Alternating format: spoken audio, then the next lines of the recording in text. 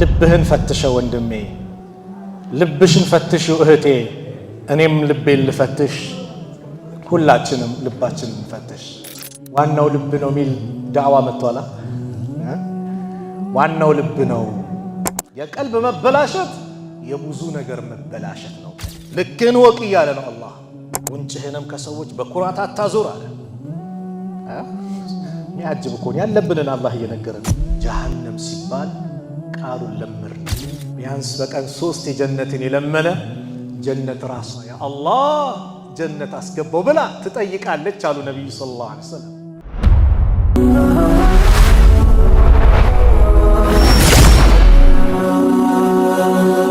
ሰብስክራይብ በማድረግ ቤተሰብ ይሁኑ። ቢስሚላሂ ረህማኒ ረሂም አልሐምዱሊላሂ ረቢል ዓለሚን والعاقبة للمتقين ولا عدوان إلا على الظالمين أشهد أن لا إله إلا الله ولي الصالحين وأشهد أن محمدًا عبده ورسوله صلى الله عليه وعلى آله وصحبه وسلم تسليما كثيرا أما بعد فالسلام عليكم ورحمة الله وبركاته. السلام عليكم ورحمة الله وبركاته. የተከበራችሁ አባቶች፣ ወንድሞች፣ እናቶች፣ እህቶች እንዲሁም ይህን ፕሮግራም በያላችሁበት ሆናችሁ የምትከታተሉ በአጠቃላይ የአላህ ሱብሓነሁ ወተዓላ ሰላም፣ እዝነት፣ ጥበቃ አይለያችሁ። አላህ ይጠብቀን፣ አላህ ይጠብቃችሁ። በያላችሁበት ቦታና አካባቢ ሰላማችሁን አላህ ያብዛው። አምራዱል ቁሉብ የልብ የቀልብ በሽታዎች፣ የልብ መበላሸት፣ የቀልብ መበላሸት በሚል ርዕስ ቆይታ እናደርጋለን። ልብህን ፈትሸው ወንድሜ፣ ልብሽን ፈትሽው እህቴ፣ እኔም ልቤን ልፈትሽ፣ ሁላችንም ልባችንን እንፈትሽ። ቀልብ ማለት የሰውነታችን ንጉስ ነው። የቀልብ መስተካከል የሁሉ ነገር ማማር ምልክት ነው። የቀልብ መበላሸት የሥራዎች መበላሸት ምልክት ነው። ቀልብ ሲስተካከል ሁሉን ነገር ይስተካከላል፣ ሁሉም ያምራል። ዛሬ ላይ አንዳንድ እንሰማለን። ሚዲያ እንግዲህ ብዙ ነገር ጆሮአችን ላይ ያመጣል። ዋናው ልብ ነው ሚል ዳዕዋ መጥቷላ። ዋናው ልብ ነው። አዎ ዋናው ልብ ነው። ልብ ካላመነማ ምላስ ብቻ ካመነ አላህ ይጠብቀን፣ የንፍቅና ምልክት ነው። ሙናፊቅ ነው ምላሱ ላይ ኢማኑ ያለው፣ ልቡ ላይ ኢማን የሌለው ሙናፊቅ ነው። ሙስሊም ግን አንድ አማኝ ነኝ የሚል የአላህን ብቸኛ ተመላኪነት ያረጋገጠ የነቢዩን ሰለላሁ ዐለይሂ ወሰለም ነቢይነትን ያረጋገጠ ሰው ግን ልቡም ምላሱም እንደዚሁም ተግባሩም ተመሳሳይ ነው። ግልጽ ነው። ልቡም ምላሱም ተግባሩም ምንድነው? ተመሳሳይ ነው። ዑለማዎች እንደሚገልጹት ኢማን ማለት ኢዕቲቃዱን ፊል ቀልብ፣ በቀልብ ላይ በቀልብ ውስጥ የሚታሰር የሚቋጠር ነገር ነው። ወቀውሉ ቢሊሳን፣ በምላስ የሚነገር ነው። ላኢላሃ ኢላላህ ስትል ምላስ ብቻ ሳይሆን ያ ላኢላሃ ኢላላህ ውስጥህም አምኖ ሊቀበል ይገባል። ከዛስ ወአመሉን ቢልጀዋሪህ፣ በአካል የምትተገብረው ነው። የምትሰግደው ሰላት፣ የምትጾመው ጾም፣ ሐጅ ስታደርግ ምን ስትል የአካል እንቅስቃሴን። ለዚህ ነው አርካነል ኢስላም የተግባር ዒባዳ ይባላል። አርካነል ኢስላም ሰላት መስገድ አርካነል ኢስላም ውስጥ ነው ያለው። ሐጅ መሄድ አርካነል ኢስላም ውስጥ ነው። ዘካ መስጠት ተግባር ነው። አርካነል ኢማን የልብ ስራ ነው። አን ቱእሚነ ቢላህ ወመላኢከቲሂ ወኩቱቢሂ ወሩሱሊሂ ስትል በአላህ ማመን ማለት ልብ ላይ የምታስቀምጠው። መላእክቶች ከብርሃን የተፈጠሩ የእሱ ድንቅ ባሪያዎች አሉ ብለህ ስታምን ልብህ ላይ ነው። በመጽሐፍቶቹ ማመን ልብህ ላይ ነው። በሩሱሎች ማመን የቂያማ ቀን አለ ስትል ልብ ላይ ነው። ኢሕሳን አለ ደግሞ ሶስተኛው መራቲቡ ዲን ላይ ኢማን እስልምና ያለው ሰው ኢማኑ የተጠናከረ ሰው ወዴት ይሸጋገራል? ወደ ኢሕሳን ሙሕሲን ይሆናል። ሙሕሲን የሆነ ኢሕሳን ያለው ሰው ሁለቱ አሉት። ምን? ኢማንም አለው እስልምናውም አለው። ኢማን ያለው ሰው እስልምናው እርግጥ ነው። እስልምናን ግን የያዘ ያለው በሙላ ኢማን አለው ማለት አይቻልም። ልብ ስራ ይፈልጋል። ስለዚህ ዋናው ልብ ነው ሲሉ፣ አዎ ዋናው ልብ ነው። ያ ዋናው ልብ ነው የተባለው ልብ ሲያምን የዛ እምነት መገለጫው ምንድነው? ተግባር ነው፣ የላይ ገጽታ ነው። መስጊድ ትገባለህ፣ የሰው ሐቅ ትርቃለህ፣ እናት አባትን ታከብራለህ። እህቶቻችንም ሂጃባቸውን በአግባብ ይለብሳሉ። ለምን? ልብ አምነዋል። ይሄን ያልኩት እኔ አይደለሁም፣ ረሱል ዓለይሂ ሰላቱ ወሰላም ናቸው። ምን አሉ? ኢነ ፊል ጀሰዲ ሙድጋ፣ ሰውነት ውስጥ አንድች ቁራሽ ስጋ አለች። ኢዛ ሰለሐት፣ እሷ የተስተካከለች ጊዜ፣ እሷ ያማረች ጊዜ፣ ሰለሐል ጀሰዱ ኩሉሁ፣ የሰውነት አካል በአጠቃላይ ይስተካከላል። እጅ አይሰርቅም፣ እግር ኸምር ቤት አይሄድም። ለምን? ያቺ ተስተካክላለች። ወኢዛ ፈሰደት፣ እሷ ከተበላሸች፣ ፈሰደል ጀሰዱ ኩሉሁ፣ የሰውነት አካል በአጠቃላይ ይበላሻል። አላ አዋጅ አሉ፣ ወሂየል ቀልቡ፣ እሷም ቀልብ ናት አሉ። አዎ የቀልብ መበላሸት የብዙ ነገር መበላሸት ነው። የቀልብ መስተካከል የብዙ ነገር መስተካከል ነው። ስለዚህም ነው በዚህ ጉዳይ ላይ ዛሬ ቆይታ የምናደርገው። አብዱላህ ብን መስዑድ በአንድ ንግግራቸው የሚገርም ድንቅ ንግግር ይናገራሉ። ኢነል ሙእሚን ይላሉ፣ አንድ አማኝ የሆነ ባሪያ የራ ዝኑበሁ፣ ልክ ወንጀሉን ይመለከታል። ከአነሁ ቃኢዱን ተሕተ ጀበል፣ እሱ ልክ ከተራራ ስር እንደተቀመጠ አድርጎ ይቆጥራል።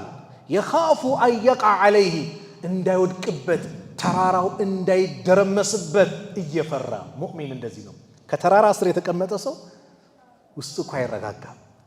እንዲህ ይላል፣ ይወድቅብኝን ይናድብኝን ይላል። ይሄ ማን ባህሪ ነው አሉ? የሙእሚን ባህሪ ነው። ወንጀሉን የሚያውቅ ልክ የሚያስበው ትንሽ ወንጀል ትልቅ ወንጀል የሚያስበው በምንድን ነው? ልክ ተራራ ስር እንደተቀመጠ ያ የተራራው ቋጥኝ ድንጋይ ይደረመስብኛል ብሎ እንደሚፈራ ሰው ነው አሉ። ወኢነል ፋጅር፣ ፋጅር የሆነ ሰው ግን የራ ዙኑበሁ፣ ወንጀሉን ይመለከታል። ከዙባቢን፣ ልክ እንደ ዝንባል። ተራራና ዝንብ አንድ ነው? ተራራ ግዙፍ ነው። ይወድቅብኛል ብትል ትሰጋለህ። ዝንብ እዚህ ጋር ብትል ታጠናግራታለህ፣ ታባራታለህ አይደል? ፋጅር የሆነ ሰው የራ ዙኑበሁ፣ ወንጀሉን ይመለከታል። መረ ዐላ አንፊሂ፣ ልክ አፍንጫው ላይ እንዳለፈ፣ ልክ ሲያልፍ እሽ ብሎ እንደሚያባረው ወንጀሉን የሚመለከተው በዚህ መልክ ነው። ግልጽ ነው። ወንጀሉን የሚመለከተው በዚህ ነው ምክንያት፣ በቃ በዚህ መልክ ነው የሚመለከተው።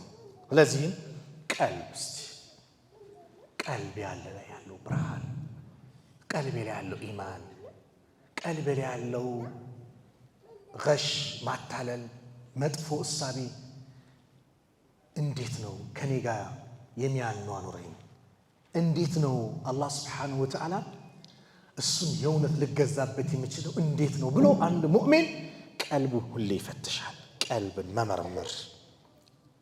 ሙስተዒድ ናችሁ ቀልባችንን ለመፈተሽ? እስቲ ዛሬ ዘመኑ ላይ ባለንበት ወቅት ላይ ሰው የተፈተነበት ጉዳይ ላይ ነው ማነሳው። ማለት አብዛኞቻችን የወደቅንበት ሳናስበው ቀልባችን ላይ የሆነች ነገር ትገባና በእሷ ምክንያት ቀልባችን የሚቆሽበት የሚበላሽበት፣ ያን ነገር እንዲጠራ እንዲስተካከል ነው ዛሬ ይሄ ፕሮግራም የተዘጋጀው። አምራዱል ቁሉብ፣ የቀልብ በሽታዎች እነማን ናቸው?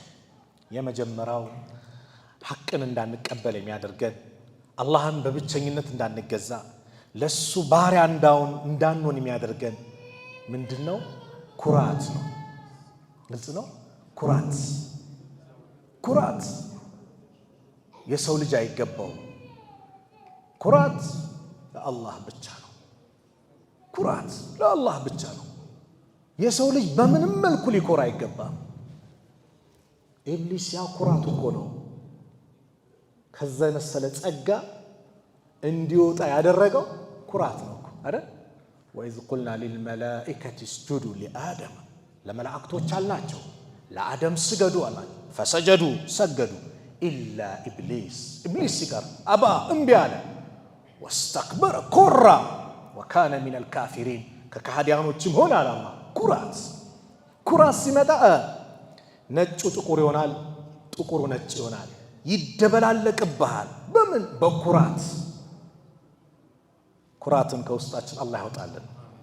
ኩራት ትልቁ የቀልብ በሽታ ነው። አላህ ስብሓነሁ ወተዓላ የሚኮሩ ሰዎች ለስኬት እንደማይበቁ ይነግረናል። ቲልከ ዳሩል አኺራ አለ ይቺን የመጨረሻውን ሀገር አኺራን ነጅዐሉሃ ሊለዚነ ላ ዩሪዱነ ዑሉወን ፊል አርድ ወላ ፈሳዳ አለ በምድር ውስጥ ለማይኮሩ ምድርን ለማበላሹ ሰዎች እናደርጋታለን አለ አላህ። ወልዓቂበቱ ሊልሙተቂን መጨረሻው የሚያምረው ለሙተቆች ነው፣ አላህን ለሚፈሩት ነው። ስኬት ምን ጊዜም ሰው ዛሬ እንደፈለገው ነው አምባገነን ቢሆን የፈለገውን ቢያደርግ ምን ቢል መጨረሻ ድሉ ለማን ነው? ለሙተቆች ነው። ዛሬ ላይ ፍልስጤም ያሉት ወንድሞቻችን ብዙ መከራ ያለው አይደል? والله ድሉ ግን መጨረሻ የሙእሚኖች ነው። በብዙ ሰሃቦች የተዘገበ ሐዲስ አለ። በብዙ ሰሃቦች ያ ቀን ሲመጣ እነዚህ አምባገነን ይሁዶች የሚደበቁበት ድንጋይ ጭምር ያጣሉ። ሸሽተው ድንጋይ ጀርባ ሲደበቁ አላህ ያንን ድንጋይ እንዲናገር ያደርገዋል። ኢማም ቡኻሪ በዘገቡት አባ ሁረይራ፣ አብዱላህ ኢብኑ ዑመር፣ ሌሎች ሰሃቦችን ባወሩት ያ ሙስሊም ይላል ድንጋይ እኮ አንተ ሙስሊም ሆይ ተዓል ና ሚን ወራኢ የሁዲዩን ከኔ ጀርባ ይሁዲ አለ ፈቅትሉ ና ግደለው ይላል። ድንጋይ ጭምር ይጠላቸዋል። ዛሬ ግን ምድር ላይ ከኛ በላይ አሉ ድንጋይ ኩራት ልባቸውን የወጠረው ድንጋይ ጭምር ይጠላቸዋል። የሚደበቁበት የሚሸሸጉበት ያጣሉ። እንዲህ እንዳለች አትቀጥልም ማለት ነው። ኩራት ከባድ ስለሆነ አሁን ስለ ራሳችን ነው። ስትሄድ አካሄድን አሳምር። አንድ ሱፍ ቀየርኩ ብለህ የተለየ ጫማ ለበስኩ ብለህ አንድ ፎቅ ገነባው ብለህ ኪሴ አበጠ ብለህ ኩራት እንዳይወጥርህ። ሌላ ጊዜ አካሄድ ያማረ ነበር፣ ዛሬ ግን ልለይ እንዳትል። ወላ ተምሺ ፊል አርዲ መርሐና በምድር ላይ የተንጠባረርክ ሆነህ አትሂድ አለ። ኢነከ ለን ተኽሪቀል አርደ ወለን ተብሉገል ጂባለ ጡላ አለ። አንተ ምድርን ፈጽሞ ሰርጉዳ አትገባም፣ በርዝመትም ተራራን አትደርስም። ንጥር ንጥር እያልክ ስትሄድ ተራራ የምትደርስ አይደለም። መሬትን እየደበደብክ ስትሄድ ሰርጉዳ ምገባ አይደለም። ልክን ወቅ እያለ ነው አላህ። በአካሄዳ አሳምር አለ። ወላ ቱሰዒር ኸደከ ሊናስ ጉንጭህንም ከሰዎች በኩራት አታዞር አለ። የሚያጅብ እኮ ያለብንን አላህ እየነገረ ነው። እከሌ ስባል ኩራት ያለው ሰው ይላል አትበል አለ አላህ። አትበል ስትጠራ አቤት በደንብ ዙር ዙር አውራ ምንድነው አቤት በል። ልክ ስትጠራ ይህ ኩራት ደግሞ አላህ ይጠብቀን። በእናትና በአባትህ ላይ ሲሆን ደግሞ ከባድ ነው። ዛሬ የለም ኩራት ይወጥሩ እኮ አዋዋሉን ይመስላል ይባላል። ሰው ከሆኑ ሰዎች ጋር መዋል ይጀምራል። ውለታ የዋለችለት እናቱ፣ የተንከባከበችው እናቱ፣ ያሳደገው አባቱ ሲጠራው ምን ላርገህ ባክሽ ዝም በይ ይላል። የኩራት እነሱ ላይ ሲሆን ደግሞ ከባድ ነው። አላህ ግን በማንኛውም ሰው ላይ ወላ ቱሰዒር ኸደከ ሊናስ ጉንጭህን ከሰዎች በኩራት አታዙራል። ወላ ተምሺ ፊል አርዲ መርሐን በምድር ላይም የኮራ ሆነ የተንጠባረክ ሆነ አትሂድ። ኢነላሃ ላ ዩሒቡ ኩለ ሙኽታሊን ፈኹር አላህ ተንጠባሪውንና እንደዚህ ጉረኛን ሁሉ አይወድምና። ስለዚህ ወቅሲድ ፊ መሽይከ በአካሄድም መካከለኛውን ቀርፋፋም እንዳትሆን መካከለኛው ወግዱድ ሚን ሰውቲካ ድምፅህንም ዝቅ አድርግ ለምን ኢነ አንከረ አልአስዋቲ ለሰውቱ ልሐሚር ከድምፆች ሁሉ አስጠሊ ድምፅ የአህያዎች ድምፅ ነው አለ አላህ ስብሓነሁ ወተዓላ። ኩራት ይዘ ጀነትን እንዳትከጅል። ኩራት ያለበት ሰው ጀነት አይገባም። አላህ ይጠብቀን። ጀነት በየጊዜው ጀነት ሲባል ጀሃነም ሲባል ቃሉን ለምር ነው አይደል? 3 ቃላቶች ናቸው። ጀነት፣ ጀሃነም 3 ፊደል ናቸው። ለምር ነው። ቀደምቶቹ ጋር ግን እንደዛ አልነበረም። ረሱል ዓለይሂ ሰላቱ ወሰላም ስለ ጀነት ሲናገሩ ልባቸው ይበራል። ጉጉቱ፣ ደስታው። እንደዚሁም ደግሞ ስለ ጀሃነም ሲናገሩ እንደዛው ፍራቻቸው እንደዛው ነበር።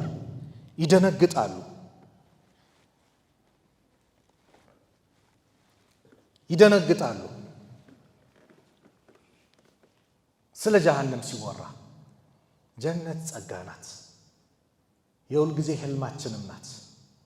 ከመካከላችን የሆነ የሚታደል ገንዘብ አለ ተብሎ የመጣ አለ። ዛሬ ምን ፈልገን መጣ? ጀነት ነው አይደል? አላህ የእውነት አላህ ያርግልን። እንደው ዛሬ ተሰብስባቸዋል ጀነትም ተመስክሮላቸዋል ከተባሉት አላህ ያድርገን። ወንድሞች እህቶች ጀነቱን ሁሌ ለምኑ። ሁሌ ቢያንስ በቀን 3 የጀነትን የለመነ ጀነት ራሷ ያ አላህ ጀነት አስገባው ብላ ትጠይቃለች አሉ ነብዩ ሰለላሁ ዐለይሂ ወሰለም። ከጀሃነም እሳት የተጠበቀ ያ ረብ ከጀሃነም እሳት ጠብቀኝ ያለ 3 ጊዜ በቀን ጀሃነም ራሷ ጠብቀው አታስገባው ብላ ዱዓ ታደርጋለች። ስንት ነገር እንጠይቃለን በቀን። እስቲ ይሄ ደግሞ ከዱዓችን አንዱ ዋናው መሆን አለበት። ሁሌ ስትጠይቁ ደግሞ አሉ ነብዩ ሰለላሁ ዐለይሂ ወሰለም ጀነተል ፊርደውስ ትልቁን ጀነት ጠይቁ። አላህ ትልቅ ነገር ነው የሚጠይቀው። በዱንያ ጉዳይም ስትጠይቅ ትልቅ ነገር ነው። ኮንዶሚኒየም ምናምን እንዳትል፣ እሺ ስቱዲዮ ምናምን እንዳትል። አላህን ሰፊ ነገር ሰጪ ነው። ትጠራጠራለህ? ወላሂ አላህ ሰጪ ነው። እርግጠኛ እኛ አሁን እኮ የጎደለ ምንድን ነው? ይኸው ስለ ቀልብ አይደለ? እቺ ቀልባችን እኮ ናት አሁን ያላመነችው እርግጠኛ ያልሆነችው። ሰጪ የሆነ ጌታ ሀብታም በሆነ ጌታ ላይ ጥርጣሬ ያለን እኛ። ከሰጠኝ ይስጠኝ ካልሰጠኝ አይስጠኝ የእውነት አናረገውም ዱዓችንን። የሆነ ዘመድ ግን ና ነገ ጠዋት አንድ 5 ሚሊዮን ብር ቼክ እጽፍልሃለሁ ሲልህ ጓጉተህ ትሄዳለህ።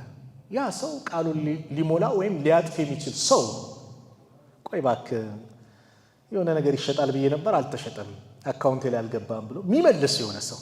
አላህ ግን ቃሉን የሚሞላ ኡድኡኒ አስተጂብ ለኩም ለምኑኝ እቀበላቸዋለሁ ያለ አላህ።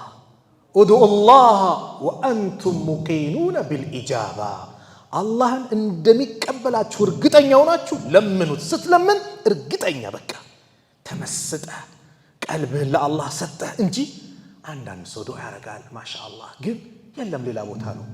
አሚን ሲልም ያካል የሆነ ነገር ይቆጥራል። አላህ ጋር ፊት ለፊት እሱን እኮ ነው የምትለምነው። ልብህ መሰበር አለበት። ዳኛ ፊት ስትቆም እንደዛ ነው።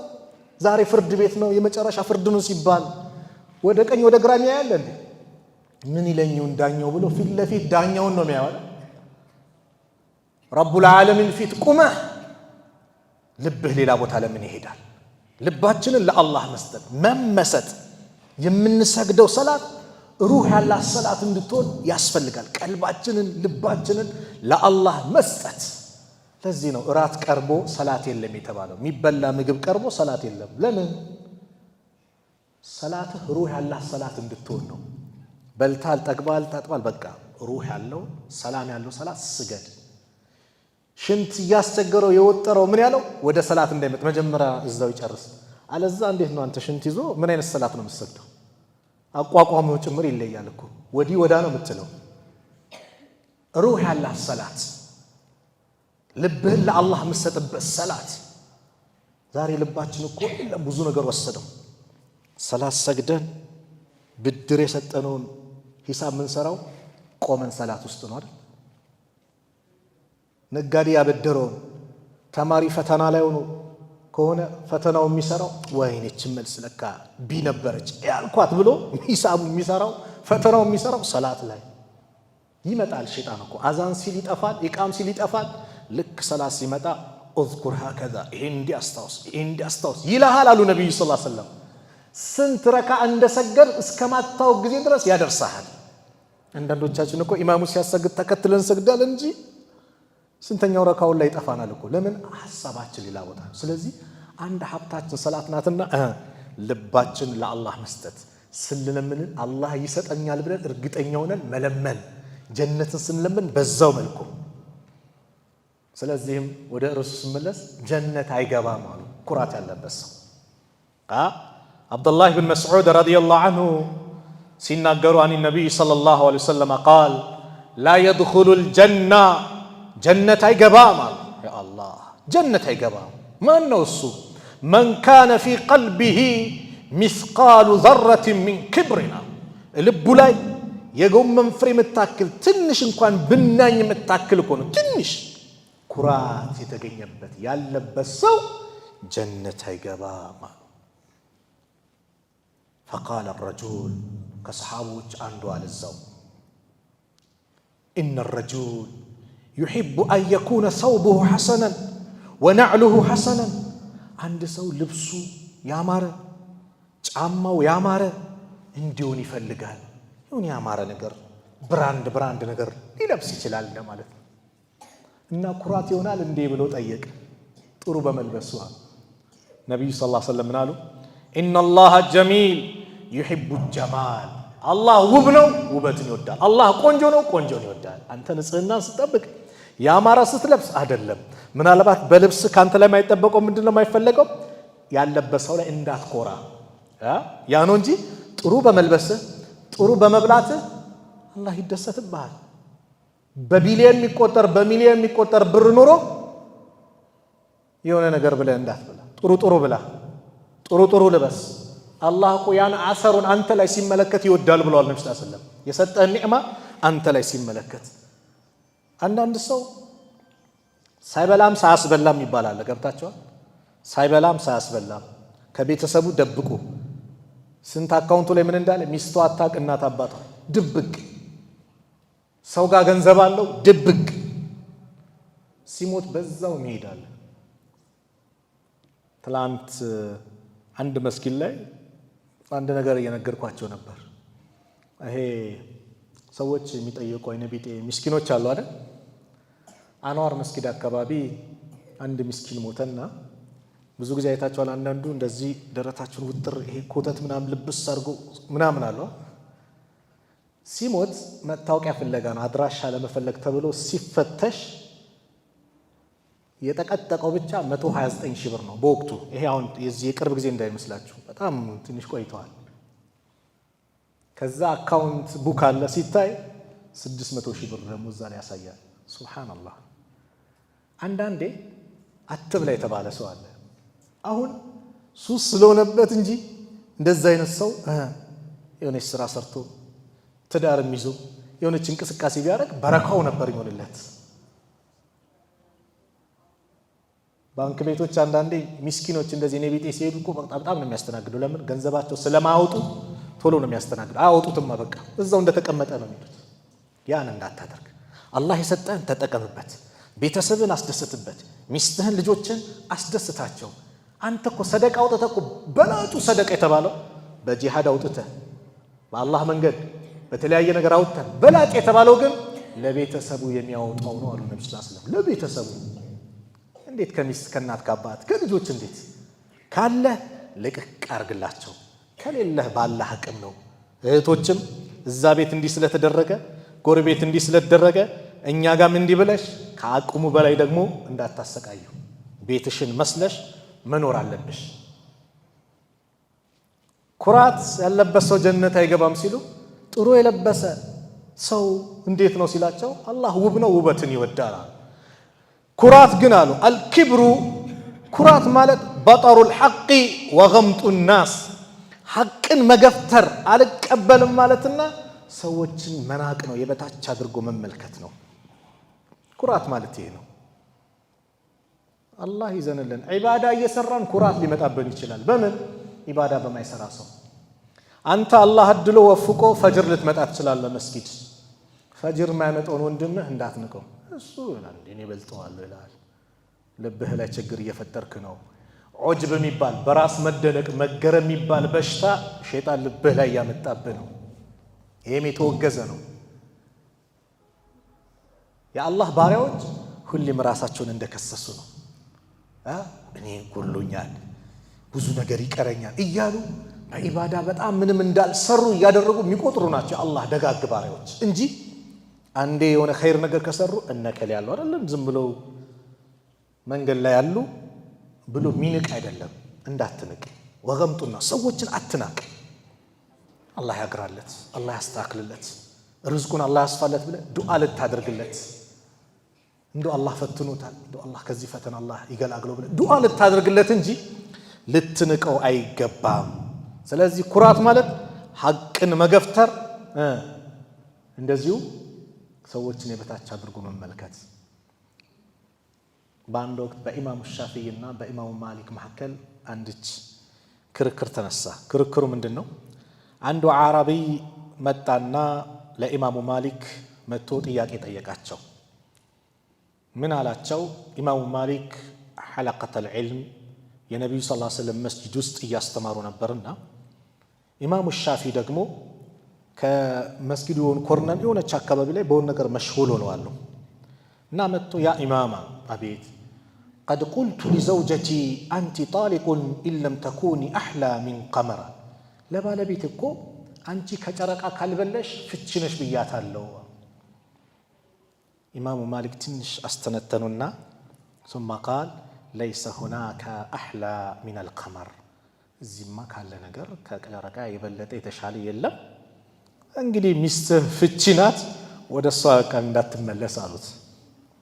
ኢማሙ ሻፊ በጣም ዒልም በጣም ይወዱ ነበርና የኢማሙ ማሊክ ደረሳ ናቸው። ቢዚ ስለነበሩ ልክ ጠይቆ ሲወጣ ተከትለው ወጡና አንተ ሰው ወይ ጥያቄው መስኡአል ወመል ኢጃባ፣ ጥያቄው ምን ነበር መልሱስ ምንድነው? አይ ሚስቴን አሉ። እሳቸው የጠየቁት ከጥያቄውና ከመልሱ ለመገንዘብ ነው፣ ለመረዳት ነው፣ ዕውቀት ለመያዝ ነው። ይሄ ይከስታል ብሎ አልገምቱ። አይ ሚስቴን ከጨረቃ ካልበለሽ ፍቺ ነሽ ስላቸው ለኢማሙ አው ፍቺ ነሽ አሉ። ከዛ በኋላ ኢማሙ ሻፊ ላ በጭራሽ በል ዘውጀቱከ አሕላ ሚን ቀመር፣ አረ ይልቁንም ሚስትማ ከጨረቃ የበለጠች ናት አሉ። ቃለ አው ቀድ ረአይተሃ፣ አይተሃታል እንዴ አለ። ቅናታም ነበር ይባላል። በጣም ቅናታም ነበር ይህ ሰው። ከየት አይተሃት ነው ሲል አረ እኔ አላየኋትም።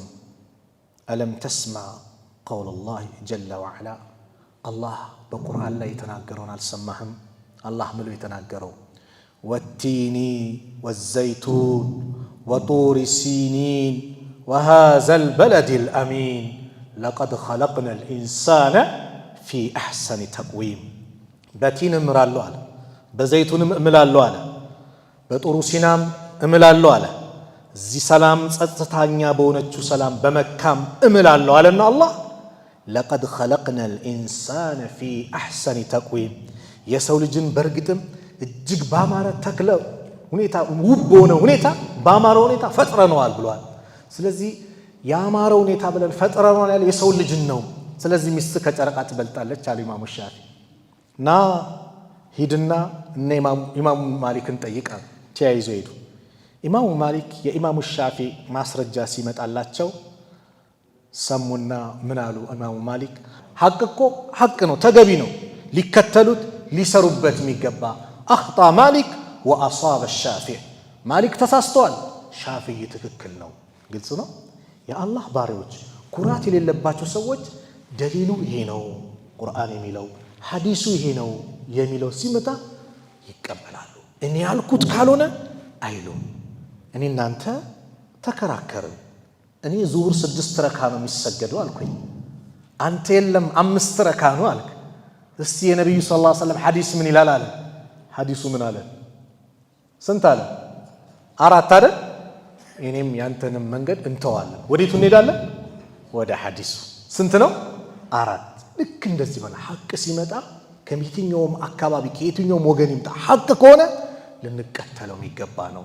ስለዚህ ኩራት ማለት ሐቅን አለመቀበል እንደዚሁም ደግሞ ምን ማድረግ ነው? ሰዎችን የበታች አድርጎ መመልከት ነው አሉ ነብዩ ሰለላሁ ዐለይሂ ወሰለም።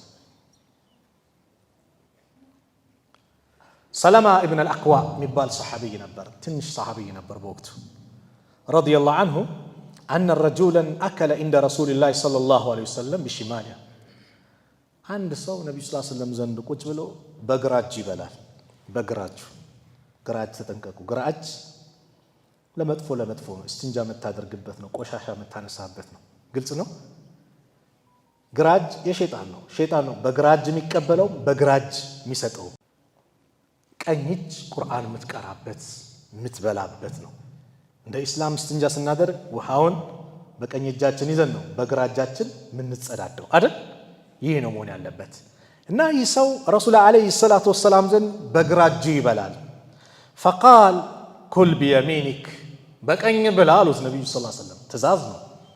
ቃል ላ አስተጢዕ አልችልም አላቸው። ይችላል እኮ አልችልም አላቸው። ቃለ ለስተጣዕተ አያስችልህ አሉት። ያ አላህ ነቢዩ ዱዓ አረጉበት። አያስችልህ አያስችልህ እንግዲህ አሉት። ማ መነዐሁ ኢለል ኪብራ የከለከለው ኩራት እንጂ ሌላ አይደለም። ሳይችል ቀርቶ አይደለም። ምንድነው የከለከለው? ኩራት ነው። ከዛ ምን ይላል ሰለማ? ፈማ ረፈዐሃ ኢላ ፊሂ ከዛ በኋላ ወደ አፉ አላነሳትም። እጁ ሸለለች፣ ፓላራይዝድ ሆነች፣ መንቀሳቀስ አቃታት። አያስችልህ አሉት። ኩራት ልጆቻችን ሳያውቁ ይበላሉ። ኩራት ኖሮባቸው ሰዋል ልምዶ ነው። ወላጆች ኃላፊነት አለ። በቀኝ ብላ ገና በቀኝ ብላ ተርቢያ ማሳየት። ኩራት ያለበት ሰው ጀሃነም የሚውላው ኩራተኞች ናቸው፣ አምባገነኖች ናቸው። የአላህ መልእክተኛ ነብዩ ሰለላሁ ዐለይሂ ወሰለም ምናሉ? እህተጀቲል ጀነቱ ወናር ጀነትና ጀሃነም ተከራከሩ። ፈቃለት ናር እሳት አለች ፊየል ጀባሩን ወልሙተከቢሩን እኔ ውስጥ እኮ አምባገነኖች ኩራተኞች ናቸው። ሱብሃንአላህ። ወቃለቲል ጀና ጀነትም አለች ፊየ ዱዓፋኡ ናስ ወመሳኪንሁም በእኔ ውስጥ እኮ ደካማዎች ምስኪኖች ናቸው፣ ኩራት የሚባል የሌለባቸው። ፈቀደ አላሁ በይነሁማ አላህ በመካከላቸው ወሰነ፣ ፈረደ። ኢነኪል ጀና አንቺ ጀነቴ ነሽ፣ ረሕመቲ የኔ እዝነቴ፣ አርሐሙ ቢኪ መን አሻኡ የፈለግኩትን በአንቺ አዝንበታለሁ። ወኢነኪ ናሩ ዓዛቢ አንቺ እሳቴ የኔ ቅጣቴ፣ ወዓዚቡ ቢኪ መን አሻኡ የፈለግኩትን በአንቺ ቀጣበታለሁ። ለሁለታችሁም ግን የምትሞሉታላችሁ ይላችኋል። ጀነት ውስጥ ማን ያለው? ኩራት የሌለባቸው። ጀሃነም ውስጥ ኩራት ያለባቸው ሰዎች ናቸው ያሉት። ሰላሰቱን ሶስት ሰዎች በደንብ ሶስት ሰዎች ላ ዩከሊሙሁም ላሁ የውመል ቂያማ የቂያማ ቀን አላህ አናግራቸውም። ወላ ዩዘኪህም ከወንጀላቸውም አያጸዳቸውም። ወላ የንዙሩ ኢለይህም ወደ እነሱም አይመለከትም። ወለሁም ዓዛቡን አሊም ለእነሱም አሳማሚ ቅጣት አላቸዋል። የመጀመሪያው ሸይኹ ዛኒ የሽማግሌ ዝሙተኛ አላህ ይጠብቃል። የሽማግሌ ዝሙተኛ ለምን? ስሜቱ የሚሰበርበት የሚዳከምበት ሰዓት ላይ ዝሙት ላይ መውደቁ ከባድ ወንጀል ነው። እንደ ወጣት አይደለም፣ ከባድ ወንጀል ነው። ወጣቱ ላይም ከባድ ወንጀል ነው። ሽማግሌ ሲሆን ደግሞ የባሰ ነው። የሽማግሌ ዝሙተኛ። ሁለተኛው ወመሊኩን ከዛባ የንጉሥ ዋሾ። ማን ሊያስገድደው? እውነት ቢናገር ማን ሊከሰው? የንጉሥ የበላይ ጠባቂ መሪ ሆኖ መዋሸት ከባድ ወንጀል ነው። ምክንያቱም መሪ ነው። እውነት መናገሩ ማንም ሊከሰው አይችልም። ውሸት ቢናገርም አይደል የበላይ ነው። ሶስተኛው ከርዕሳችን ጋር ዋኢሉ ሙስተክቢር የድሃ ኩራተኛ። ድሃ ምን ይዞ ይኮራል? ባለ ሀብቱስ ሀብቱ ሸነገለው ይባላል። ድሃ ግን ምን ይዞ ይኮራል? ዛሬ እኮ ማንነታችን ስለዘነጋን ነው። አልይ አንዱ እየተንቀባረረ ሲሄድ አንተ ሰው በልክ አድርጎ እንጂ አትኩራ ታውቀኛለህ አሉት። አላቸው ዓልይ አዎ አወሉሁ ኑጥፋ ወአኺሩሁ ጂፋ፣ መጀመሪያ ንፍጥ መጨረሻ ደግሞ ጥንብ ነው አሉት። አይደል የተፈጠርነው ከንፍጥ ነው ከመንይ፣ መጨረሻ ደግሞ የሰው ልጅ ከሞተ በኋላ ቶሎ ካልተቀበረ ካልታጠበ ደግሞ እንዴት እንደሚቀየር አስቡት። ጀናዛው ሽታ መጨረሻ እንዲህ ነው አሉት። በእነዚህ መካከል ደግሞ ቆሻሻ ይዘህ ተሸክመ የምትንቀሳቀስ ያ አዩሃ ልኢንሳን ማ ገረከ ቢረቢከ ልከሪም አለዚ ኸለቀከ ፈሰዋከ ፈዐደለክ ፊ አይ ሱረትን ማ ሻ ረከበክ። አንተ የሰው ልጅ ወይ ቸር በሆነው ጌታ ምንድን የሸነገለ ያ የፈጠረ ያስተካከለ ቅርጹን አሳምሮ ውበት ሰጥቶ ሱብሓነላህ። የቅንድባችን አቀማመጥ፣ የአፍንጫችን አቀማመጥ፣ የአይናችን አቀማመጥ አስባችሁታል? አፍንጫህ እዚህ ጋር ቢሆንስ፣ ጆሮ እዚህ ጋር ቢሆንስ ያምራል? አላህ ግን እንዴት እንደፈጠረ ውብ አድርጎ የፈጠረ ያስተካከለ፣ እሱን ለመገዛት ምንድን ነው የሸነገለ? ኩራት ከባድ በሽታ ነው። ከኩራት አላህ ይጠብቀን። ሁለተኛው የቀልብ በሽታ ሰዓት እንዳይሄድብኝ ላሳጥረው፣ ሒስድ ነው፣ ምቀኝነት።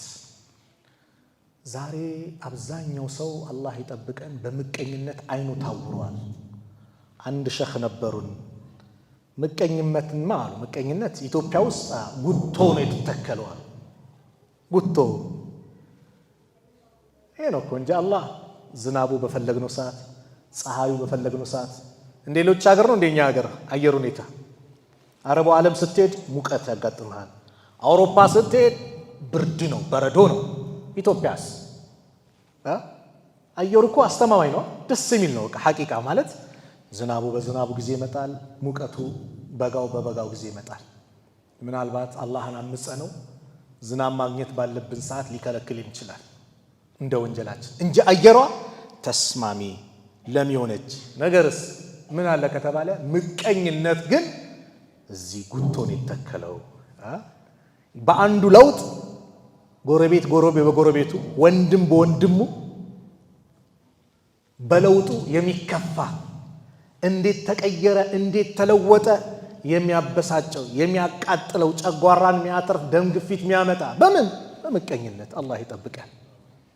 ሒስድ የሚባለው ነገር ምንድን ነው? አንድ ሰውን ኸይር ነገርን እሱ ላይ ያለውን እንዲወገድ መመኘት ነው ምቀኝነት ማለት አለ።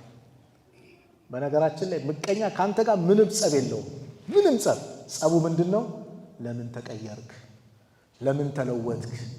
ለምን ትምህርትን ጨርሰ በአግባቡ ለምን ተመረክ? ለምን ኢንፎ ገነባህ?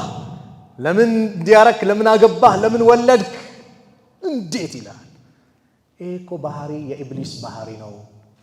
ምቀኝነት ማለት ወንድሞች መጀመሪያ የተሰራ ወንጀል፣ ሰማይ ላይም የተሰራ ወንጀል፣ ምድር ላይም የተሰራ ወንጀል፣ የመጀመሪያ ወንጀል ምንድን ነው? ሒስድ ነው። አላህ አደምን ሲፈጥር ኢብሊስ ተመቀኘ። ገና ይባላል አላህ ከተለያየ ነገር አዋቅሮ ከተለያየ ጭቃው ከጥቁሩም ከምኑም አድርጎ ደረቅ ብሎ እንደ ሸክላ አካባቢ ነገር ሲሆን ቅርጽ ሰጥቶት ኢብሊስ መጥቶ ነካ አደረገው ይላሉ ዑለማዎች ሲናገሩ።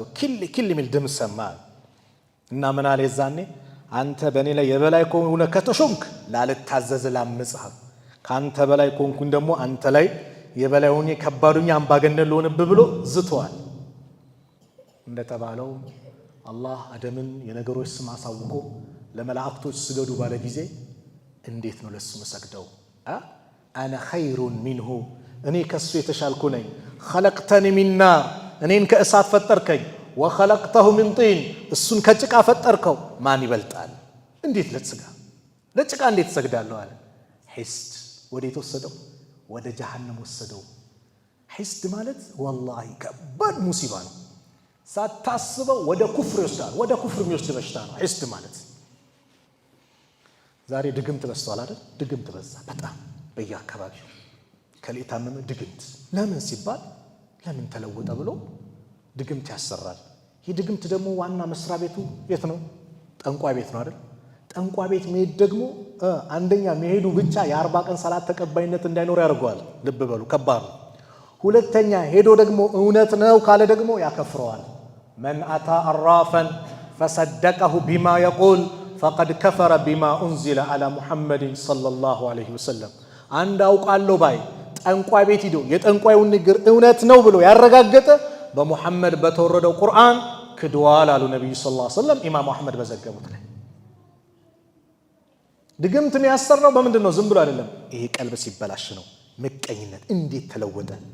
ሱቁ እንዲጥቅ ይላል ይሞላል፣ ደንበኛው እንዲበዛል፣ ውጤት በየጊዜው ኤ ነው የሚያመጣው። እሱ ብቻ ነው ሰቃይ ተማሪ፣ እሷ ብቻ ነው ሰቃይ ተማሪ። ከትምህርቷ ታስተናክላታለች፣ ከትምህርቱ ያስተናክለዋል። ከንግዱ እንዲወጣ ቤቱ ተሳስሮ እንዲቀመጥ ሂዶ ድግምት ያሰራል። መተተኛ ማለት ነው። ይሄ ሁሉ ከምን መጣ? የቀልብ መበላሸት፣ ምቀኝነት። ይሁዳዎችን ይሁዲ ያደረጋቸው ይሄ ነው እንጂ ለአረቦች ለመዲና ሰዎች ምን ይሉ ነበር? በቅርቡ የሚመጣ ነብይ ያለ የመጨረሻው ነብይ ከሱ ጋር ሆነን እናንተን እንታገላለን እናሸነፋለን ሲሉ ነበር። ግን ነብይ አድርጓቸው አላህ ኻተሙል አንቢያ ወልሙርሰሊን አድርጎ ሲልካቸው ወዲያው ምቀኝነት መጣ። እንዴት ከአረቦች ለምንድን ነው ከበኒ እስራኤል ያልመጡ አሉ እንጂ የነብዩን ነብይነት በመጽሐፋቸው በደም የተብራራ የተቀመጠ ነው። አም يحسدون الناس على ما آتاهم الله من فضله ሰዎች አላህ በሰጣቸው ችሮታ ይመቀኛሉን እንዲያሉ። ማንን ተፈለገ? الناس የተባሉት አረቦች ናቸው። የተመቀኟቸው ደግሞ ይሁዶች ናቸው። በማን? በነብዩ ሰለላሁ ዐለይሂ ወሰለም። እንዴት ከአረቦች? አብዱላህ ኢብኑ ሰላም ይሁዲ ነው። እስልምናን ከተቀበለ በኋላ አንድች የቁርአን አንቀጽ ወረደች። ያዕሪፉነሁም ከማ ያዕሪፉነ አብናአሁም ልጆቻቸውን እንደሚያውቁት የአላህን መልእክተኛ ነቢዩን ሰለላሁ ዐለይሂ ወሰለም ያውቃሉ የሚል የቁርአን አንቀጽ ወርዶ ነበርና አብዱላህ ኢብኑ ሰላም አንደኛው ሰሐባ መጥተው እንደው አላህ ይህን ቁርአን ላይ ተናግሯል፣ የእውነት ነቢዩን ሰለላሁ ዐለይሂ ወሰለም ልጆቻችሁን እንደምታውቁ ታውቁ ነበር አንተ ከመስለም በፊት? እንዴ ከዛ በላይ ነው እንጂ ልጄንማ ባለቤቴ እኮ ልጅህ ነው ስላለች እንጂ ከኔ ትውለደው ከሌላ እርግጠኛ አይደለሁም። ነብዩን ግን ሰለላሁ ዐለይሂ ወሰለም ከዚህ የበለጠ እናውቃቸዋለን። አየህ ሐቅ እንዳይቀበሉ አደረገ። ምቀኝነት እኮ የአቡ ጃህል ባህሪ ነው። አንድ ሙስሊም ይሄ ሊኖረው አይገባም ነው።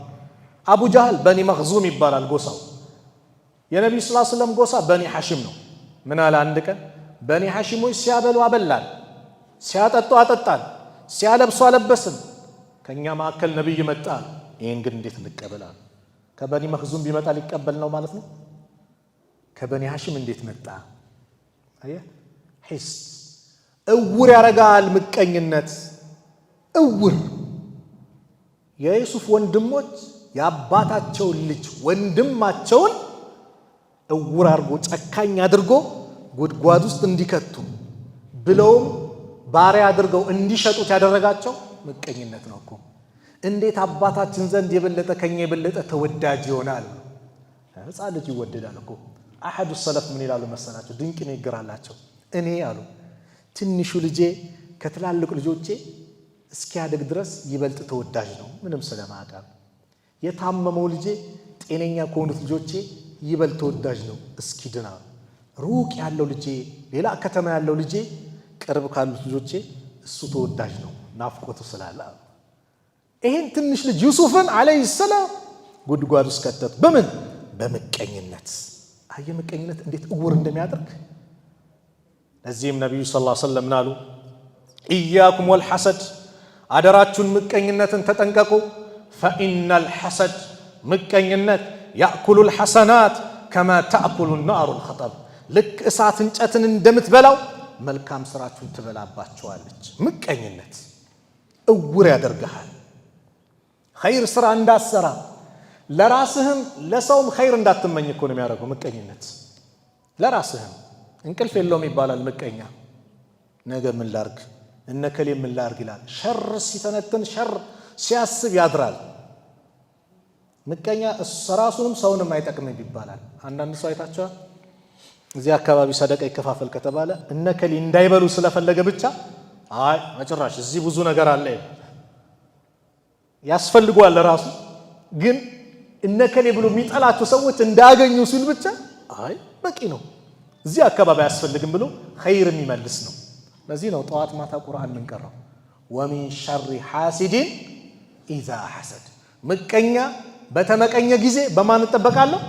ባንተ ተጠበቃለሁ። አዎ ሁሌ እንድንቀራው አንድ ቂሳ አለ የቦታው ተናግሬያለሁ ለእናንተ ልንገራችሁ።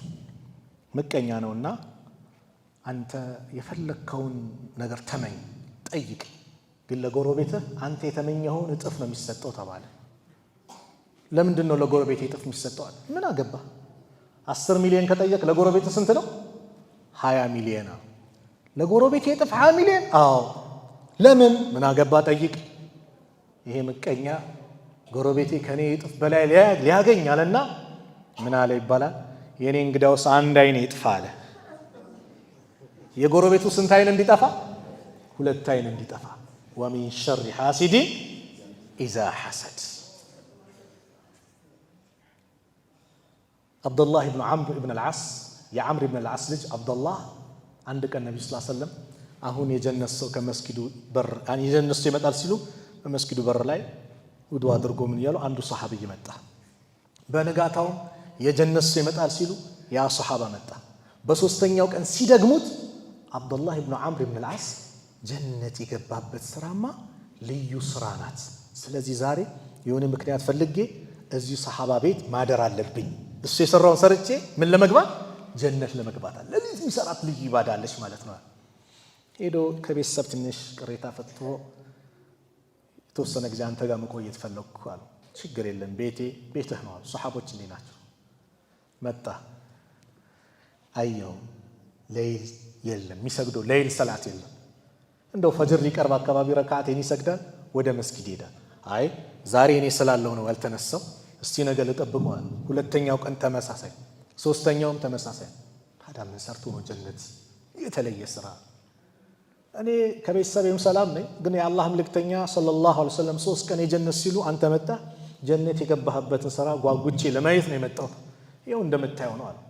በል እንግዲህ ቻው ብሎ ሲሄድ ና አለ። አቤት። አንዲት ስራ ግን ትሆናለች ብዬ ተስፋ አደረግ። ምንድን ነው? አንድች ሌሊት አለ አንድች ሌሊት በእኔ ላይ አልፋብኝ አታቅም። በሙስሊም ወንድሞቼና እህቶቼ ላይ ልቤ ላይ ቂም አስሬ ቋጥሬ አኩርፌ አድሬ አላቅም። ሁሉንም አውፍ ያልኳቸው ቢሆን እንጂ አለ። እቺ ናት እዚህ ደረጃ ያደረሰችህ። ይሄማ ማይቻል ስራ እያለ አብዱላህ ብን ዓምር ብን አልዓስ በዚህ መልኩ ሄደ። ቀልብህ ወንድምህ የወንድምህ መለወጥ ሊያስደስት ይገባል።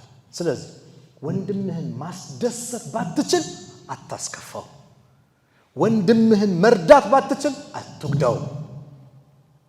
ወንድምህን ማገዝ ባትችል እንቅፋት አትሁንበት።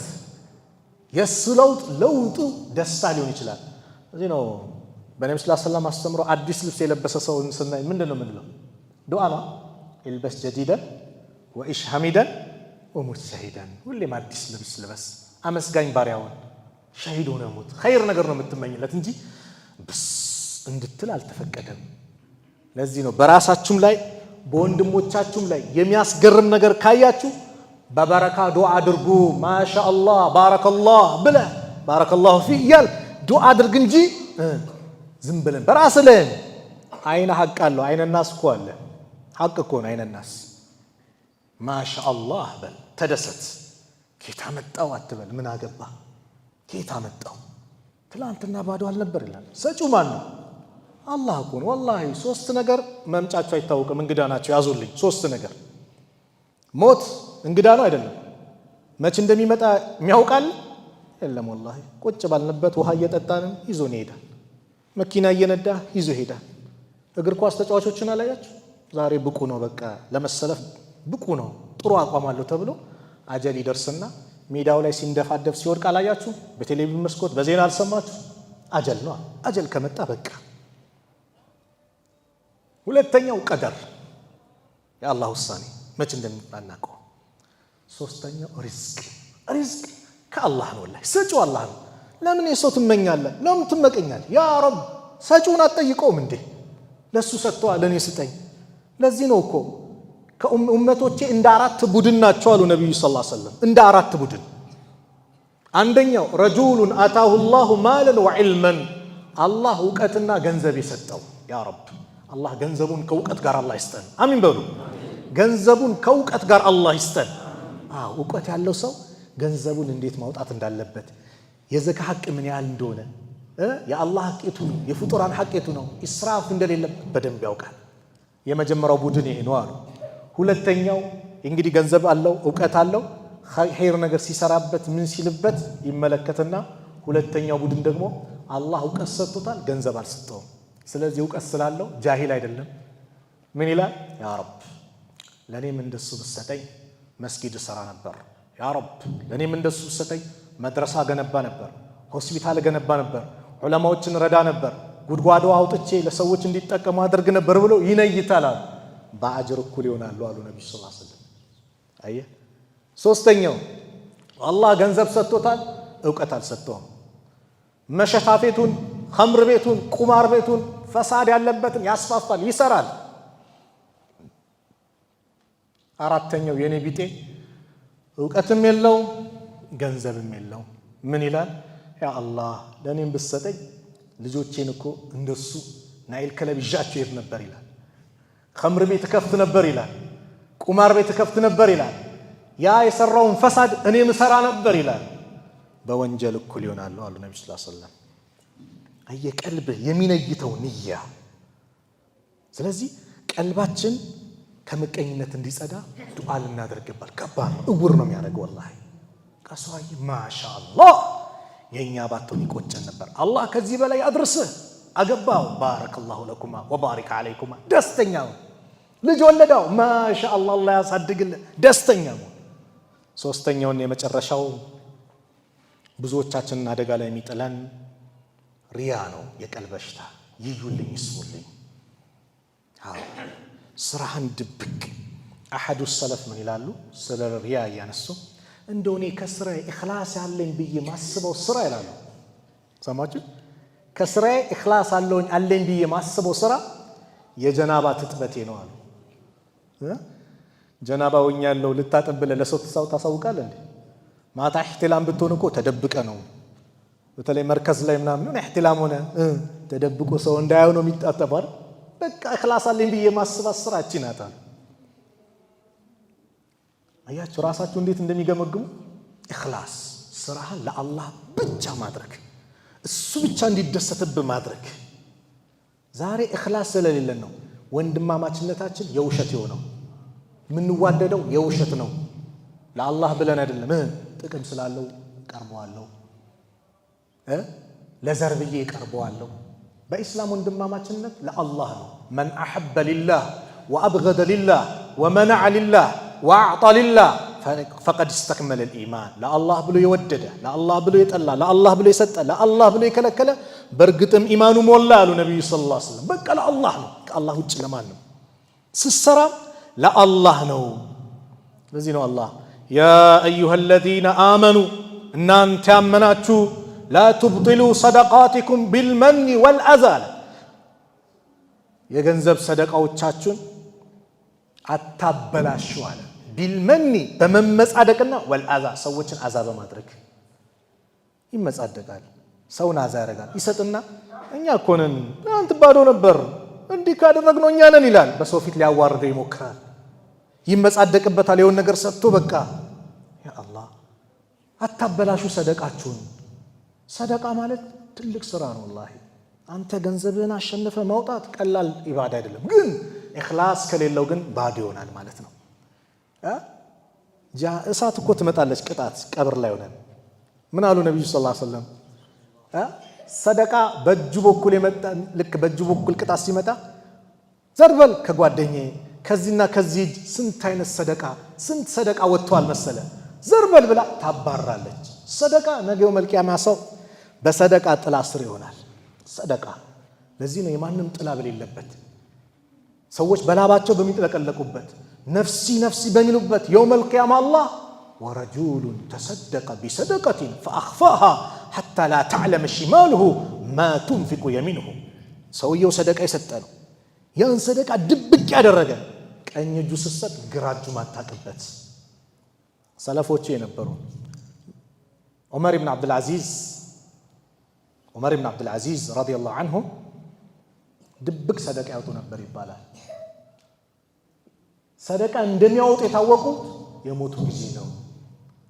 ሚስኪን ቤት ዱቄት እየተሸከሙ ራሳቸው ነው ሁሌ በር ላይ ያስቀምጣሉ። ማን እንደሚያመጣላቸው አያውቁም ነበር። ልክ ዑመር ኢብኑ አብዱልአዚዝ ሲሞቱ ታወቀ። ሰደቃውም ቀረ።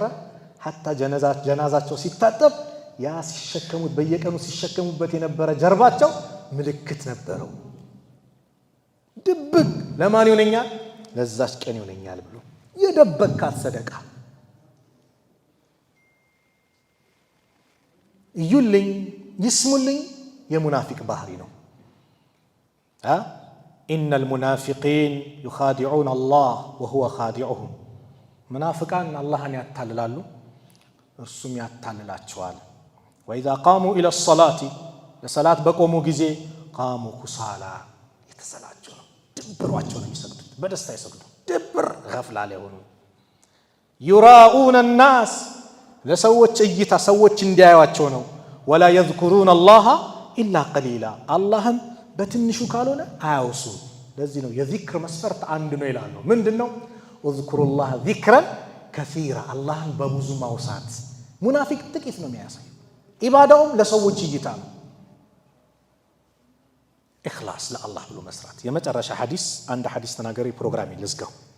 ይህ ሐዲስ በኢስላም ታሪክ ትልቅ ቦታ ያላቸው ትልቅ ግምት የሚሰጣቸው ሰዎች ነገር ግን ጀሃነም መጀመሪያ የሚለኮስባቸው ሰዎች ሐዲስ ነው። ነቢዩ ሰለላሁ ዐለይሂ ወሰለም ምን ይላሉ?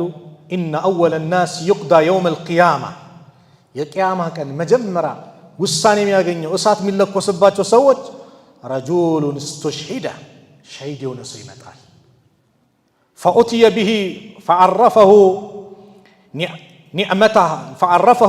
ኒዕመተሁ ፈዐረፈሃ አላህ የዋለቱን ውለታ ይገልጻል፣ ያምናል፣ ይነጋገራል፣ ያረጋግጥና አላህ ፈማ አሚልተ ፊሃ ይህን እንዴት ብለን የሰራው ለማን ብለን የሰራው ይለዋል። ቃለ ቃተልቱ ፊከ ሐታ እስተሽሂዱ ይህማ ለአንተ ስል ደሜ እስኪፈስ ሸሂድ እስክሆን ተጋደልክ ይለዋል። ቃለ ከዘብት ይለዋል። አላህ ዋሽተሃል ይለዋል። ወላኪነከ ቃተልተ ሊአን ዩቃለ ጀሪኡን አንተ ጀግና እንድትባል ነበር እንጂ የኔን ፊት ፈልገ የኔን ከሊማ ላኢላሃ ኢለላህ የበላይ ልታደርግ ብለህ አይደለም የተጋደልኩ ይለዋል። ወደ ጀሃነም እየጎተታችሁ ውሰዱትና ጀሃነም ወርውሩት ይላል። አላህ ይጠብቃል። ሁለተኛው ወረጁሉን ተዓለመ ዒልም ወዓለመህ ዒልም ተምሮ ያስተማረ ነው። ወቀረአ አልቁርአን ቁርአን ቀርቷል፣ ድምፁ ውበቱ። ፈኡትየ ቢሂ ይህም ይመጣል። ፈዐረፈሁ ኒዓመሁ ፈዐረፈሃ የሰጠውን ኒዕማ ያረጋግጣል። ምን ይላል? ይነጋገራል። በዚህ ምን ሰራህ ሲለው ተዓለምቱ ልዕልመ ወአለምቱህ ዒልምን ተማርኩኝ አስተማርኩኝ። ወቀረዕቱ ፊከ ልቁርአን ለአንተ ስልም ቁርአንን ቀራው። ቃለ ከዘብት ይለዋል፣ ዋሽተሃል። ወላኪነከ ተዓለምተ ሊዩቃለ ዓሊሙን ዓሊም እንድትባል እንደሱ ተናጋሪ ማን አለ? ወቀረዕተ ልቁርአን ቁርአንም ቀርታል ሊዩቃለ ሁወ ቃሪዑን አቤት ድምፁ ሲያምር እንደሱ የሚቀራ ማን አለ? የሰዎችን ሙገሳ ፈልገ እንጂ ለእኔ ብላ አይደለም ይለዋል። ስለዚህ ፈቀድ ቂል ثመ ኡሚረ ብሂ ፈሱሒበ ዐላ ወጅሂሂ ሐታ ውልቅየ ፊናር በፊቱ በአፍጢሙ እየተደፋ እየተጎተተ ወደ ጀሃነም ይጣላል። ሶስተኛው ይመጣል። ወረጁሉን ወሰዐ አላሁ ዐለይሂ አላህ ገንዘቡን ሀብቱን ያሰፋለት ወአጣሁ ሚን አስናፊል ማል የገንዘብ አይነቶችን የሰጠው ሰው ይመጣል። ይህም ሰው የሰጠውን ኒዕማ ያረጋግጣል። ምን ሰራህ በሰጠው ነገር ሲለው ማ ተረክቱ ሚን ሰቢሊን ቱሒቡ አን ዩንፈቀ ፊሃ ኢላ አንፈቅቱ ፊሃ ለከ እንደው የተውኩት ምንም ነገር የለም አንተ እንዲወጣ እንዲሰጥ የምትፈልገውን ኸይር የተባለ መስጊዱን ገንብቼ መድረሳውን ገንብቼ ጉድጓዶ አውጥቼ ኸይር ነገር የተባለ የቀረኝ የለም ይላል። ላንተ ስል ሲል ቃለ ከዘብት ዋሽተሃል ይለዋል። ወላኪነከ ፈዐልተ ሊዩቃለ ሁወ ጀዋድ እከሌማ ቸር ነው ሲሰጥ እኮ አይኑን ጨፍኖ ነው። እንደ ከሌ ማን አለ? ተዘፍኖልሃል፣ በቴሌቪዥን ተነግሮልሃል። ሰጪና እንደ ከሌ ተብሎ አስነግራል ተነግሮልሃል። ስለዚህ ተብሎልሃል። ፈቀድ ቂል ለአንተ ተዘፍኖልሃል ዱንያ ላይ እኔ ጋር ምንም የለህም ወደ ጀሃነም ውሰዶት ይባላል። አያችሁ በምን አሉ የሚባሉ ልዩ ስራ ግን ጀሃነም ያስገባቸው። ነብዩ ሰለላሁ ዐለይሂ ወሰለም ዘንድ እኮ 3 አይነት ሰዎች ነበሩ አይደል? ዓሊም ነበር፣ ሙጃሂድ ነበር፣ ሀብታሞች ነበሩ። አቡበከር፣ ዑመር፣ ዑስማን ነበሩ። ኻሊድ፣ ሐምዛ ነበሩ። አባ ሁረይራ፣ አብዱላህ ኢብኑ መስዑድ ዓሊሞች ነበሩ። ለኢስላም ይሄ ያስፈልጓል።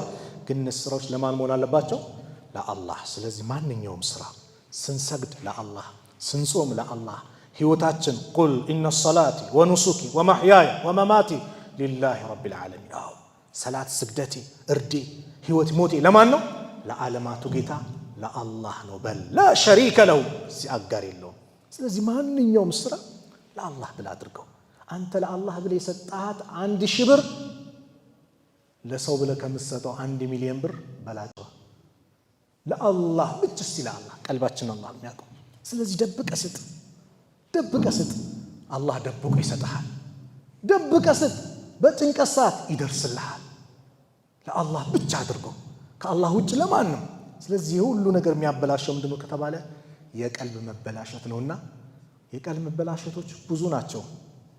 ሰዓት የለም፣ በሶስቱ አጥር ያለው ምቀኝነት፣ ኩራት፣ ሪያ ተመልክተናል። ሌሎችም የቀልብ በሽታዎች አምራዱል ቁሉብ በጣም ብዙ ናቸው። ዋና ዋናዎቹን ያነሳሁት አላህ Subhanahu Wa Ta'ala የኔም የእናንተም ቀልብ ጧሃራ አላህ ያድርግልን። ጥሩ ከተናገርኩ ከአላህ ነው፣ ከተሳሳትኩኝ ከነፍሴና ከሸይጣን ነው። አላህ Subhanahu Wa Ta'ala እዚሁ የተከበረ ቤት በዚህ መልኩ በአማረ ሁኔታ እንደሰበሰበን ነገም ጀነተል ፊርደውስ እንደሰበሰበን መጨረሻችን ያማረ አላህ ያርግልን። መጨረሻችን ያማረ አላህ ያርግልን። ጭንቀታችን አላህ ያስወግድልን። ጭንቀታችን አላህ ያስወግድልን። ዱንያ አኺራችን የሁላችንም ያማረ አላህ ያርግልን። ቀልባችንን ንጹህ አላህ ያርግልን። ከንፍቅና አላህ ይጠብቀን። ከሪያው ከሱማው አላህ ይጠብቀን። ከምቀኝነቱም አላህ ይጠብቀን። ከኩራትም አላህ ይጠብቀን። ለወንድሞቻችን መልካም የምናስብ አላህ ያድርገን። ቀልባችንን ጧሃራ አላህ ያርግልን። ጧሃራ አላህ ያርግልን። ንጹህ አላህ ያርግልን። በኢማን ብርሃን የተሞላ ቀልብ አላህ ያርግልን። በኢማን ብርሃን የተሞላ ቀልብ አላህ ያርግልን። የሁላችንም መጨረሻ ያማረ አላህ ያርግልን። ያ ረቢ የተጨነቀን ከጭንቀቱ አላህ ይፈርጀው። የተጨነቀን ከጭንቀቱ አላህ ይፈርጀው። የታመመውን አላህ ያሽረው። የአልጋ ቁራኛውን አላህ ያስነሳው። ያ ረብ አባቶቻችን እናቶቻችን ከመልካም ስራ ጋር ከአፍያ ጋር እድሜያቸውን አላህ ያርዝምልን። የሞቱብን ካሉ የጀነት አላህ ይበላቸው። ከቀብር ቅጣት አላህ ይጠብቃቸው። ያ ረብ ማከላችን ያላገቡትን ወንድሞቻችን ሷሊህ ሚስት አላህ ይለግሳቸው። ለእህቶቻችንም ሷሊህ ባል አላህ ይለግሳቸው። ልጅ የሌለውንም አላህ ልጅ አላህ ይለግሰው። ልጅ የሌለውንም አላህ ልጅ አላህ ይለግሰው። ዘከሪያን ሳራን እንዳስደሰተው ልጅ የሌለውን ወንድሞች እህቶችን በአጠቃላይ አላህ እነሱንም አላህ ያስደስታቸው። አላህ ያማረውን ዝርያ አላህ ይለግሳቸው። አገራችንን ሰላም አላህ ያርግልን። ሰላም አላህ ያርግልን። ጭቅጭቁን፣ ብጥብጡን፣ ጦርነቱን አላህ ያንሳልን። የሰላም አየር በሁሉም የሀገራችን ክፍል የሚነፍስ አላህ ያርግልን። ሰላም አላህ ያርግልን። ሰላም አላህ ያርግልን። አክሱም ያሉት ወንድሞቻችን ሰላም አላህ ያርጋቸው። ሰላም አላህ ያርጋቸው። ያ ረብ ያማረውን መስጂድ አላህ ይለግሳቸው። ያማረውን ሙአዚን አላህ ይለግሳቸው። መቅበሪያው ርቋቸዋል፣ አላህ ያቅርብላቸው። ፍልስጤም ያሉት ወንድሞቻችን እህቶቻችን ሰላም አላህ ያርጋቸው። ተርበዋል፣ አላህ ያብላቸው። ተጠምተዋል፣ አላህ ያጠጣቸው። ታርዘዋል፣ አላህ ያልብሳቸው። ሰላም ርቋቸዋል፣ ሰላም አላህ ያምጣቸው። ቤተል መቅዲስን በወንድሞቻችን እጅ አላህ ያስገባው። ከነዚህ ካረመን የሁዶች እጅ አላህ ነፃ አላህ ያውጣው። ነፃ አላህ ያውጣው። የሁላችንም መጨረሻ ያማረ አላህ ያርግልን። ረበና አቲና ፊ ዱንያ ሐሰና ወፊል አኺረቲ ሐሰና ወቂና ዐዛበ ናር ወሰለላሁ ዐላ ነቢይና ሙሐመድ ወዐላ አሊሂ ወሰሕቢሂ ወሰለም ወአኺሩ ደዕዋና አኒል ሐምዱሊላሂ ረቢል ዓለሚን ወሰላሙ ዐለይኩም ወረሕመቱላሂ ወበረካቱ።